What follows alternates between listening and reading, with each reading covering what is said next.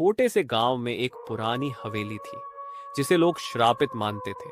गांव के लोग कहते थे कि रात होते ही हवेली से अजीब अजीब आवाजें आती हैं। एक दिन 3 दोस्त उस हवेली की सच्चाई जानने के लिए रात को वहां चले गए।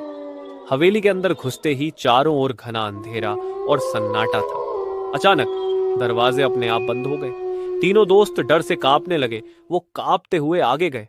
उन्होंने देखा कि कमरे में चादर, पर्दों और मैट का बुरा हाल है। वो ये सब देख ही रहे थे। तभी अचानक एक काला साया उनके सामने प्रकट हुआ और पूरी हवेली में भयानक हंसी गूंज उठी। उस साये ने तीनों को धीरे धीरे अपनी ओर खींचना शुरू किया। उनके चीखने चिल्लाने की आवाजें हवेली की दीवारों में गूंजती रहीं, लेकिन कोई मदद के लिए नहीं आया। अगले दिन गांव के लोगों ने हवेली में जाकर देखा। वहां सच में कोई नहीं था।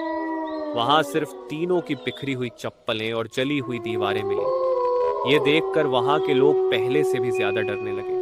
उसके बाद से कोई भी उस हवेली के पास जाना तो दूर, उस हवेली की तरफ देखने की भी हिम्मत नहीं करता। वहां के लोगों ने तुरंत बड्ढे और महान संतों को बुलाया और हवेली के मुख्य गेट पर तंत्र मंत्र के जाप से एक बद्धा ताला लगवा दिया।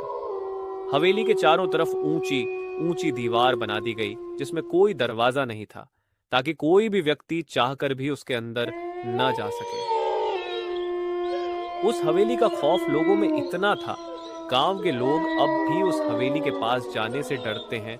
मगर समय के साथ साथ वह जगह लोगों की यादों से धीरे धीरे गायब होती चली गई।